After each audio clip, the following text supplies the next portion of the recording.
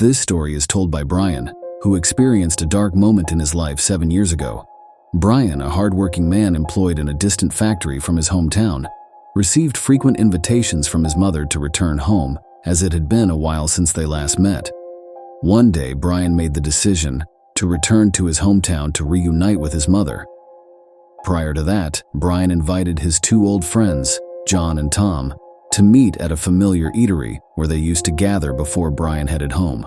Brian waited at the eatery for nearly 2 hours, but there was no sign of his two good friends. Just as Brian was about to leave the place with boiling anger, his shoulder was tapped from behind. It turned out that John and Tom had finally arrived. They apologized for the delay, explaining that their motorcycle had broken down during the journey. Brian, still displeased, asked why they didn't call him to inform so he could come and pick them up. However, John and Tom simply chuckled in response. The three of them chatted at the eatery for almost 30 minutes. Afterward, John and Tom asked Brian to drop them off at their workplace, since the route back to John's house was on the way to their workplaces. Brian agreed, and they all set off precisely at midnight. As soon as the three of them got into the car, Brian smelled a foul odor, even though his car was equipped with air fresheners. However, John explained to Brian that they had just come from work and immediately met up with him, hence the peculiar smell, accompanied by their small laughter. Brian accepted John's explanation and continued the journey to his hometown. After an hour of driving, Brian heard a sound as if his car had hit something, and he noticed what seemed like a white string in his rear tire. However, in the dark surroundings, Brian didn't dare to stop and remove the string. Brian tried to engage in a conversation with Tom and John about what he might have hit, but before he could start, Tom mentioned that Brian had hit a little girl playing in the middle of the road with her mother. So what Brian hit was the little girl, and the string he saw was the girl's hair tangled in Brian's car tire. Brian was shocked by Tom's revelation, as he knew that Tom had the ability to see supernatural beings or ghosts. Brian tried to stay calm and asked Tom where the little girl was now. Tom replied that the girl was no longer there, but her mother was still in front of their car, glaring at Brian with an angry expression. Brian and John fell silent upon hearing that the little girl's mother was still following them. Brian continued their journey with an indescribable sense of fear.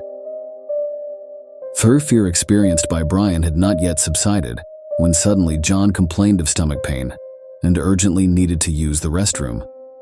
However, Brian remarked on the difficulty of finding a restroom at this late hour. John continued groaning, expressing the need for an immediate bowel movement. 10 minutes later, Tom and John spotted an open eatery and urged Brian to stop, stating that John needed the restroom and Tom wanted to buy some food. Upon seeing the eatery they mentioned, Brian's fear escalated beyond what he had felt before. This was because Brian knew that the eatery had closed 8 years ago, and the last time he passed by it, only the remnants of the place remained. Brian had no choice but to stop, pressed by his two good friends. Brian told Tom and John that he preferred to wait in the car and wouldn't join them inside. As Brian looked at his phone, which incessantly displayed missed calls from his mother since the beginning of their journey, he remained unaware that he had been waiting for his two friends for almost half an hour. Little did Brian know that Tom and John were enjoying food and drinks in the eatery, chatting with the owner. Brian was startled when a loud knock on his car window caught his attention. He saw an old man dressed in all white, inviting him to join and dine in the eatery with a very unsettling smile. Initially hesitant, Brian had no choice but to comply, as the old man refused to leave his car until he stepped out. Upon reaching their table, Tom started recounting the incident of the little girl and her mother they had hit on their way here. As soon as Tom mentioned this, the old man confirmed that there indeed were often small children playing in that area, and there might be another one around, perhaps a friend of Brian's who just arrived. Brian, hearing this, was engulfed in indescribable fear. He noticed that the eatery was surrounded by a group of elderly people, all dressed in white, staring at him. Not wanting to stay any longer, Brian urged Tom and John to leave, threatening to leave them behind if they hesitated. As they departed, Tom and John wondered why Brian was in such a rush to leave the eatery, but Brian remained silent, refusing to say anything. In less than 10 minutes into their resumed journey, John's stomach pain returned, and he pleaded with Brian to stop near some bushes as he couldn't endure the pain any longer. Brian, still gripped by lingering fear and now frustrated with John, fearing encounters with supernatural beings on their way home, reluctantly pulled over to let John relieve himself. Brian, once again, waited in the car, puffing on a cigarette. Suddenly, Brian noticed a destroyed motorcycle across the road, appearing as if it had just been in an accident. Anxious with the atmosphere in that area, Brian's discomfort grew. Unexpectedly, John screamed wildly, running towards the car and jumping in.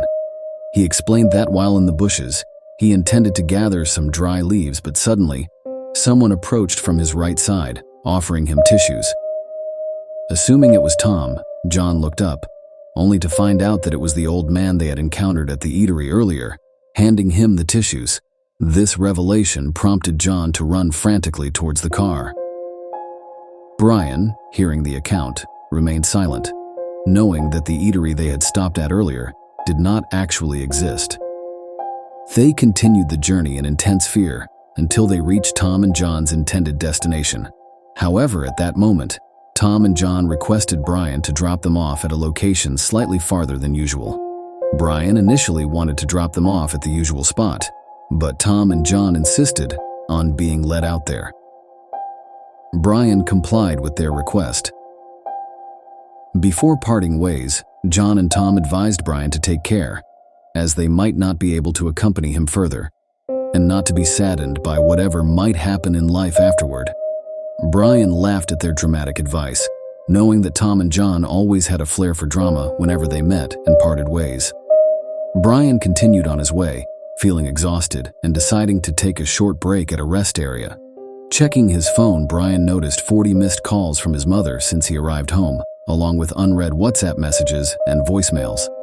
While resting, Brian opened a voicemail from his mother, revealing that she wanted to inform him that his friends Tom and John were involved in an accident while on their way to meet him. The motorcycle they were on was crushed by a truck. John died at the scene, and Tom passed away during the journey to the hospital. Brian, hearing the news from his mother, sat there stunned, unable to utter a word. He felt confused and couldn't comprehend what had actually happened that night. Upon reaching home, Brian met with his mother, who recounted the events. Brian eventually visited the accident site and found the motorcycle he had seen that night while John was in the bushes. But due to the darkness, he couldn't recognize it as his friend's motorcycle. Brian fell ill for a month and received treatment in his father's village. After recovering, he returned, visited the graves of his two friends, and prayed for their souls to rest in peace. Now Brian truly understood the meaning of the last messages from Tom and John on that fateful night. This became a story that Brian would never forget throughout his life. Help us grow by subscribing to our channel and becoming a part of our amazing audience.